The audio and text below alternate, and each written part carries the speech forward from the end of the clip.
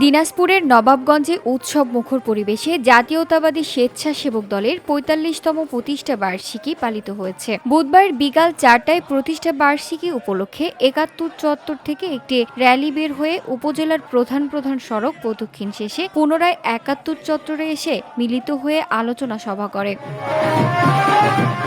উপজেলা স্বেচ্ছাসেবক দলের আহ্বায়ক সাজ্জাদ আল মামুনের সভাপতিত্বে অনুষ্ঠিত আলোচনা সভায় প্রধান অতিথি হিসেবে উপস্থিত ছিলেন দিনাজপুর জেলা স্বেচ্ছাসেবক দলের যুগ্ম আহ্বায়ক মোকসেদুল ইসলাম।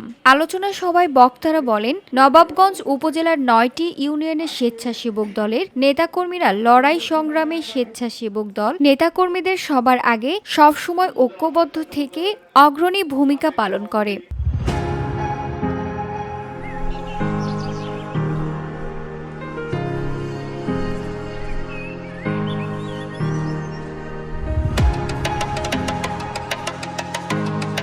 এ সময় বক্তব্য রাখেন উপজেলা বিএনপির ভারপ্রাপ্ত সভাপতি তরিকুল ইসলাম, সাধারণ সম্পাদক ইকবাল হোসেন, শ্রমিক দলের সভাপতি আশরাফুল ইসলাম, স্বেচ্ছাসেবক দলের সদস্য সচিব আনোয়ার হোসেন, উপজেলা ছাত্র দলের আহ্বায়ক মুক্তাদির হোসেন বকুল প্রমুখ।